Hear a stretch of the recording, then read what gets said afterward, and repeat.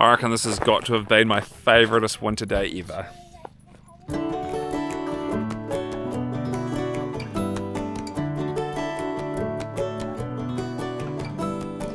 Hey there, welcome back to our family channel, The Leopards Go Wild. In this episode, we're camped up in our caravan at the snowy and wintry St Bathans domain, a big open space but open to the elements. After fresh snow has fallen twice this week, the sky has cleared and the temperatures are dropping big time. We've had freezing fog roll into Otago and the landscape has been coated in thick hoarfrost. But if you're new here, I'm Mike, and our family, the Leopards, have been travelling all over New Zealand for 4 years full time now. Our family love to chase the seasons. Summers we're chasing the heat and incredible places to park our caravan and swim in clean, clear water. And in the winter, it's cold, so it might as well be really cold. So we love to get right in amongst it and get ourselves outside and explore the winter magic. This week things are a bit more on the extreme side, so come along with us as we experience the coldest days and nights we have ever experienced in New Zealand and the problems that it can create. But today we're into freezing fog and minus 10 degree temperatures. We've had some other families join us and it is Matariki Day, the start of the Māori New Year here in New Zealand and a public holiday. So we're having an early dinner outside in the snow with our other travelling friends. So let's go back to the start there. Alright, let the festivities begin. I'm going to put this camera down now. We're going to enjoy our time hanging out.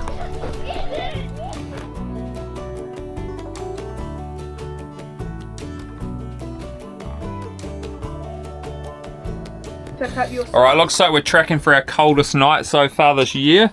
We're on minus 3.4 and it's still light out there. Look at that, really light out there. So it's gonna get real cold.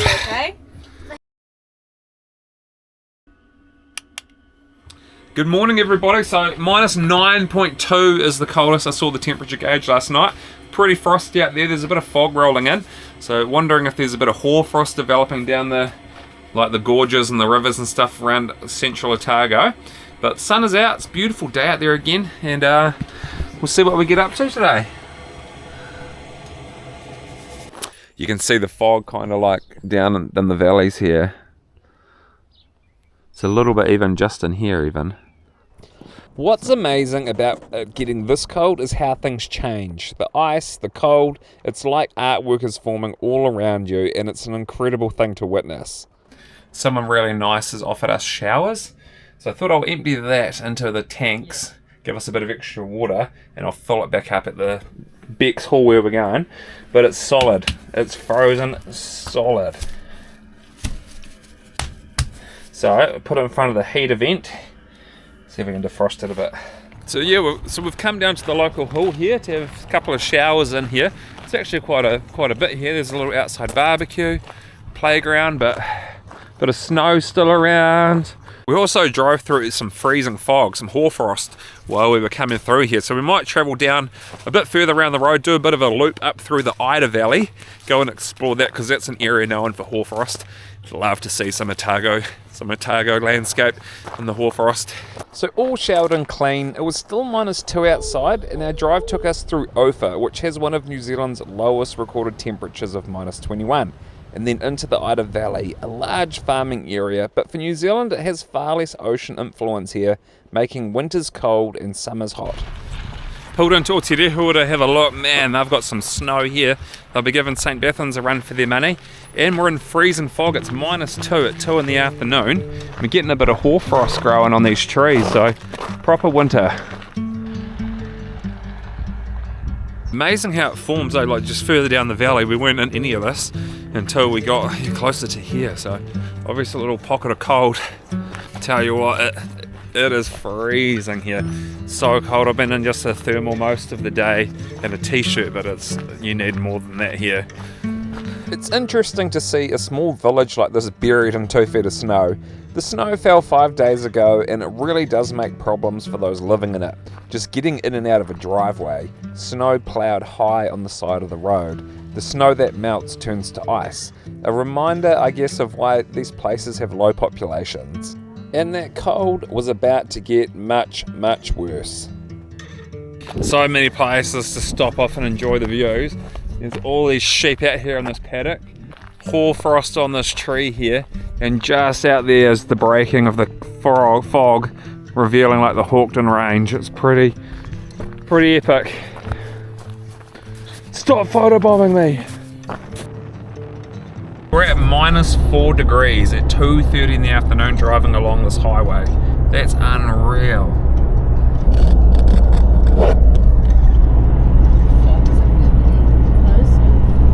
It is just unbelievably beautiful driving through here.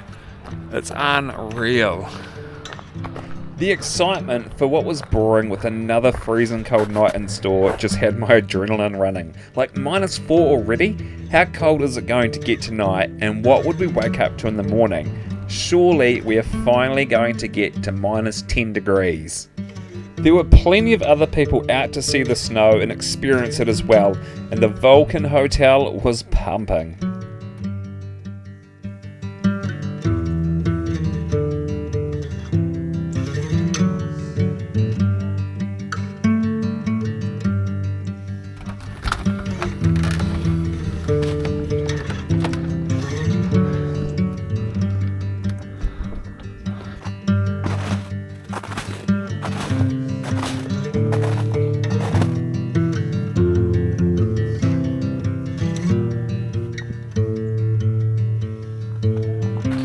Wow, we have woken not only to snow, but we've got hoar frost as well that's formed overnight. Look at this.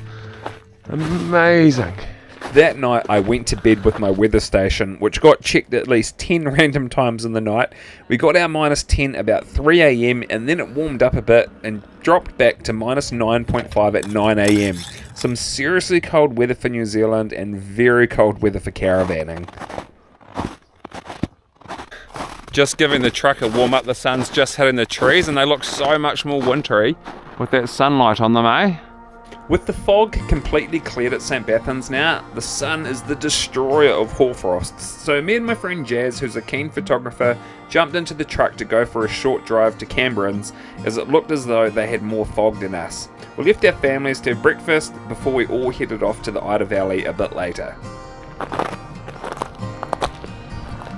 Just coming to the historic town of Cambrons. Some cool scenes through there. Because we aren't too familiar with this area in the winter time, it really was just about going for a drive and having a look to see what we could discover. This was pretty special, but still just a taste of what we were going to encounter later on that day. The ducks still have one spot to be in the pond over here. They're keeping it wet. A lot of people talk to us about the older chap that used to live in this home here would always come out and welcome and talk to people that would come to visit. He passed away, I think, a year or two ago, but we just met his son, who's out here. Super friendly too, had a good yarn with him about a bit of the history of the area and his dad, so it's cool. That fog was moving pretty quickly, so we thought we'd head back and round up the troops. We didn't want to miss out on winter's beauty. You feel a sense of pressure to get out there before it's gone, because sometimes that hoarfrost can disappear so quickly. Alright everyone, it is 11:43. We're still on -5.5 out there. So pretty cold. We're going to go for a drive, get into the thick of it now. Into the thick of the hoarfrost, and we'll go and see what we can see. It should be beautiful. I just love this. It's so exciting. Alright, we've got a crew of us coming out. It might be interesting trying to find places to pull over because the snow is ploughed so thick on the edges of the road. It's not too easy to find spots to stop. But we're in the blue sunshine here, but we will be getting into the thick fog again.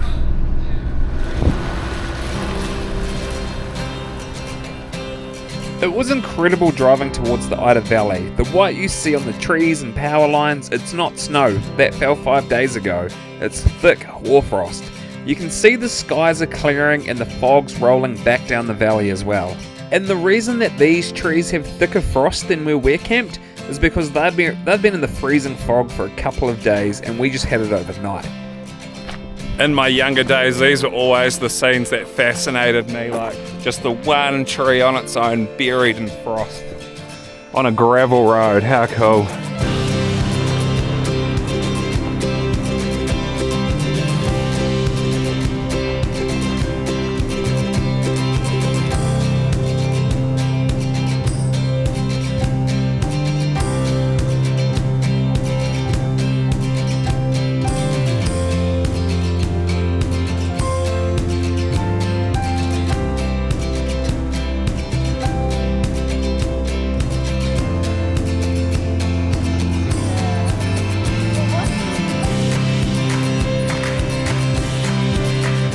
time to hop back into the truck and try and get into the fog that was clearing. But there's just so many interesting things to see. This next site was incredible.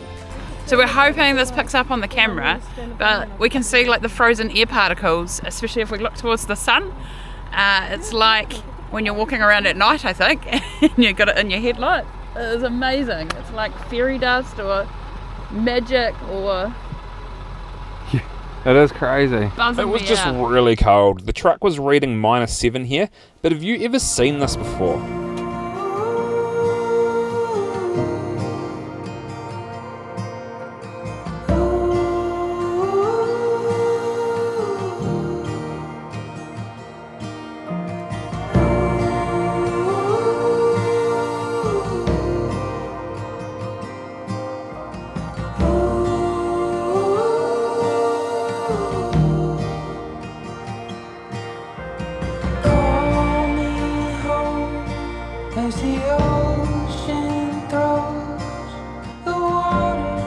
We've come to the Idaburn Dam, it's fully frozen. Should we go ice skating? Yeah, well. Last time we were here, this wasn't quite frozen enough to be able to go on, but it is like white ice today, fully frosted over. Idaburn Dam.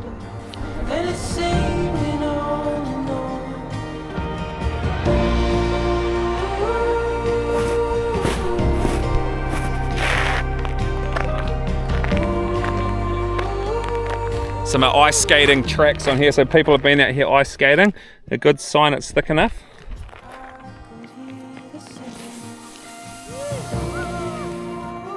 The ice had been measured that morning in case it was thick enough for a curling competition, but due to it being snow ice and only 9.5 centimetres thick, it wasn't quite at the right conditions Right, yet. Tobes, how was that?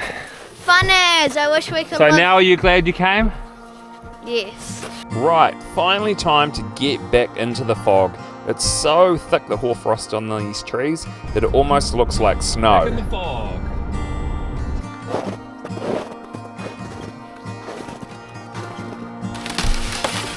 Wait. There's a bit of water under there. Alright, back in the thick fog again now, which is cool.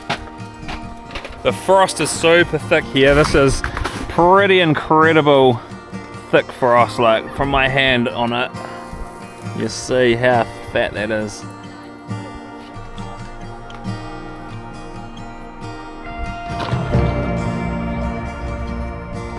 Driving down these backcountry farm roads, the brown gravel track really added some colour to the scenery. What would normally just be a boring country road was completely transformed. And sometimes turning around and looking in the other direction showed that the frost had settled on the other side of the trees. Some pretty unreal scenery here. I didn't know what to expect in Otago. I've always thought that Twizel was more reliable for the fog, but it's just so cold here that even when the sun's on it, it's still taking a really long time to fall off. That is a major winter scene right there. That's cold.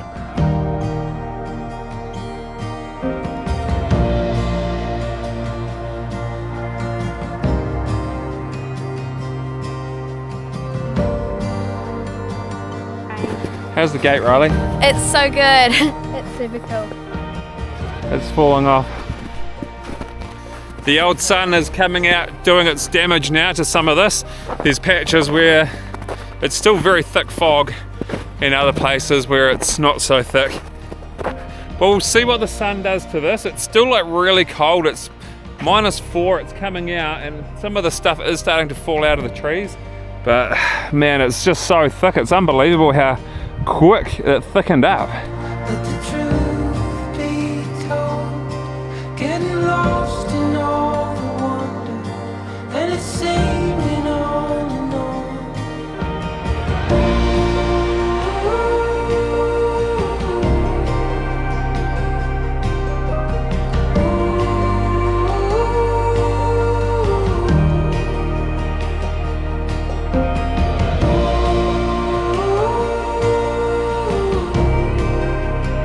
We made our way to Ranfurly, and this lonely pine tree had been in full sun for hours and was still completely buried in frost. Pretty stoked. They've got running water here at Ranfurly, empty toilet cassettes, all that kind of stuff. And we can also fill up our water jerry can, which is helpful. I was surprised that the water wasn't frozen here, but grateful for a dump station and been able to get another 20 litres of water. One of the benefits of the NZMCA too, this is an NZMCA park just here at Ranfurly, so that we can go and get rid of our rubbish and recycling in here, even if we're not staying. Then back to camp to see that the fog was once again rolling back into the valley. I am honestly shocked, like the whole day has been sunny here and the hoar forest didn't even melt. Like, it's still in the trees. That is a true sign of how cold it has been. This is not for everyone, people. It is, you have to really like the cold and be okay with having no running water. Yes, plenty of different issues for people with this cold weather, but that fog rolled in thick and fast. Wow, that fog was crazy. It's totally like caked in on us now. What will tomorrow bring? It's currently only got to -2.5 degrees on our weather station today, so the weather is forecast for a bit of rain Monday night, Tuesday, so we'll see what happens, but at this point we're going to be waking up to a pretty thick winter wonderland again tomorrow. Ooh, the wind. Good morning everybody, amazing how things can change. We've woken to wind at about 4 o'clock this morning and it's currently 8 degrees, which means it's like 18 degrees warmer than it was yesterday when we woke up. So we're going to pack up, we're going to head into Alex. We're expecting a bit of rain this afternoon.